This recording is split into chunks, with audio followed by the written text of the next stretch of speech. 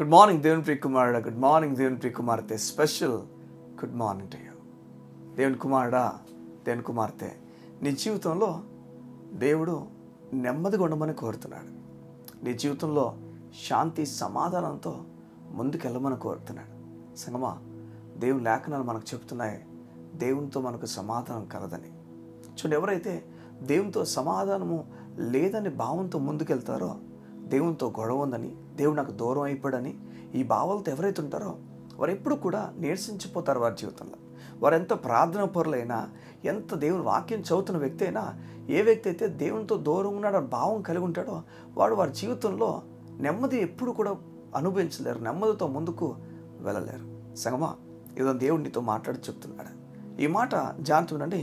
కొలస్సీయులకు రాసిన పత్రిక 1వ అధ్యాయము 21వ వచనం చదువుతున్నాను, జాగ్రత్త వినండి.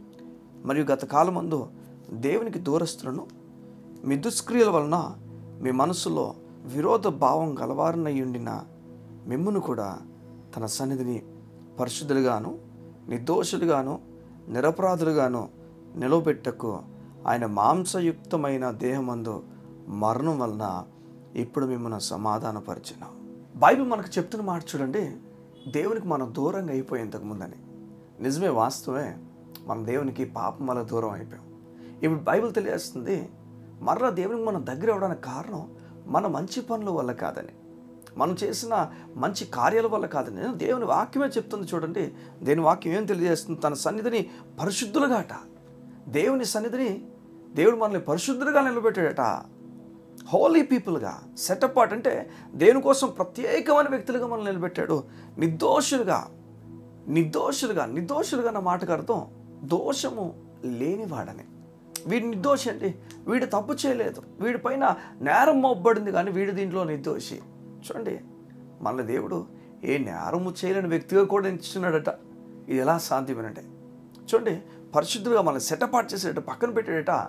అదే కాదు, ఏ నేరము చేయలేని వ్యక్తిగా చెప్తున్నాడు. అది మాత్రం కాదు, చూడండి, ఇంకో చదువుతున్నాను. నిరపరాధులుగాట. నిరపరాధులు అంటే ఒక అపరాధము కూడా లేని వ్యక్తులుగా అంట. ఇది నిజం అంటారా? ఇది ఎప్పుడు నిజం అవుతుంది చెప్పండి? ఈ లోకంలో ఎవరు ఒక అపరాధం కూడా లేకుండా బ్రతకగలరు? నిరపరాధేట, ఏ అపరాధము కూడా లేనివాడు. నిర్దోషిట, దోషము చేయలేనివాడని. ఒకవేళ కేసు మోపబడితే అందులో దేవుడు చెప్పాడట, ఈ వ్యక్తి తప్పు చేయలేదండి. ఒకవేళ లిస్ట్ అందరూ తీసుకొస్తే నీ లిస్ట్ తీసుకెళ్ళినప్పటికీ దేవుడు చెప్పాడు, అసలు ఏ అపరాధం లేని వ్యక్తి అండి. దేవుని కోసం ప్రత్యేకించబడిన వాడి వ్యక్తి బట్ట నువ్వు. ఎలా ఇది జరిగింది చెప్పండి? ఎలా అంటే, ఇంకొక ఆయన నీకు బదులుగా దోషిగా ఎంచబడ్డాడు, ఇంకొక ఆయన నీకు బదులుగా అపరాధిగా ఎంచబడ్డాడు, ఇంకొక ఆయన నీ కొరకు దేవుని నుంచి వేరు చేయబడ్డాడు. నిజమిదే. ఆయన ఎవరో తెలుసా? నేను ఎంతగానో ప్రేమించుచున్న యేసయ్య. అవును, నీ స్థానంలో, నా స్థానంలో ఈ లోక పాపమును మోసుకొని వెళ్ళిపోతున్న దేవుని కొరగా పిలువబడ్డాడు. ఆయన మన కొరకు దోషిగా మార్చబడ్డాడు కనుక, ఆయన మన కొరకు అపరాధిగా మార్చబడ్డాడు కనుక, ఆయన మన కొరకు దేవునికి దూరం అయిపోయాడు కనుక ఈరోజు మనం పరిశుద్ధులుగా, నిర్దోషులుగా, నిరపరాధులుగా పిలువబడుతున్నాం. చూడండి, ఈ మాట జాగ్రత్తగా అంటే, తన సన్నిధిని పరిశుద్ధులుగాను నిర్దోషులుగాను నిరపరాధులుగాను నిలబెట్టకు ఆయన మాంసయుక్తమైన దేహమందు మరణం వలన ఇప్పుడు మిమ్మల్ని సమాధానపరిచిన. ఈ సమాధానం మన క్రియలు బట్టి రాలేదు.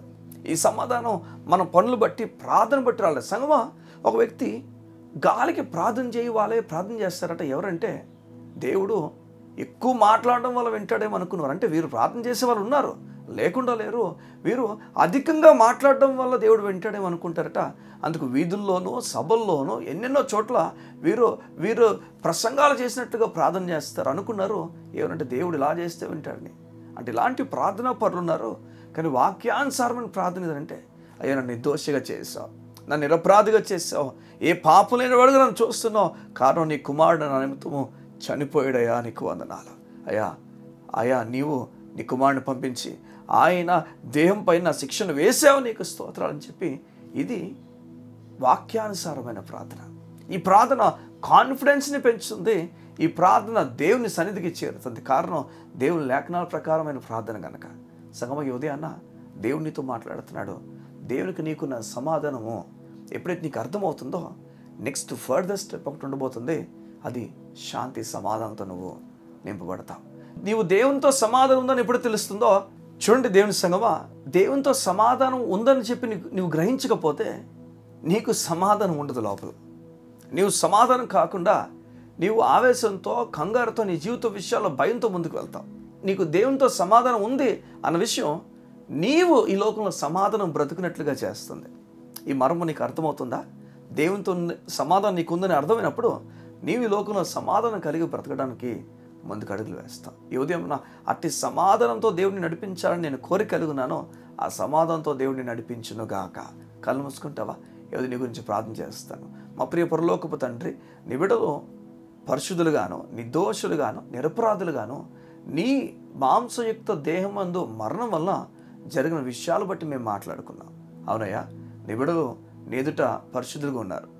వారు నెదుట పరిశుద్ధులుగా ఉండడానికి కారణము నీవు నీ తండ్రి నుంచి వేరుపరచబడ్డావు. దేవా, నీ తండ్రి నుంచి నువ్వు వేరుపరచబడి శిక్షింపబడ్డావు గనక, నీవు దోషిగా చూపించబడ్డావు గనక మేము నిర్దోషులుగా మార్చబడ్డాం. నీవు అపరాధమని చూపించబడ్డావు గనక మేము నిరపరాధులుగా మార్చబడ్డాం. అయ్యా, నీ దేహమందు మరణం వల్ల ఈరోజు మా దేహమందు మరణించి మేము తప్పించబడ్డాం. మీకు వందనాలు. నీ గొప్ప నెమ్మది మాకు కలిగినట్లుగా అయ్యా, నీ కుమారుడైన యేసు ప్రభు ద్వారా మాకు కలిగిన సమాధానమును మేము జ్ఞాపకం చేసుకుంటున్నాం. ఈ సమాధానం మా హృదయాంతరంగాలు గొప్ప సమాధానంతో నింపి మా జీవితంలో ముందుకు నడిపించినట్లుగా నీ సహాయాన్ని మేము కోరుతూ యేసు నామమున ప్రార్థించుచున్నాము తండ్రి. ఆమేన్, ఆమేన్, ఆమేన్. దేవుడు ఈ సమాధానాన్ని మొదట వెతకమని కోరుతున్నాడు. కొన్ని మధ్యకాలంలో సమాధానం కోల్పోయామో కారణం దేవునితో నీకున్న సమాధానం నీకు అర్థం కాకనే. నువ్వు సమాధానంతో ముందుకు వెళ్ళు, దేవుని సమాధానం పొందుకొని ముందుకు వెళ్ళు. నేను చెప్తున్నాను, ఎప్పుడు లేనంత ప్రేమ ఈ లోకంలో చాలామందికి ఇస్తావు. అటు ప్రేమతో దేవుడు నిన్ను నడిపించును గాక. God bless you. See you tomorrow.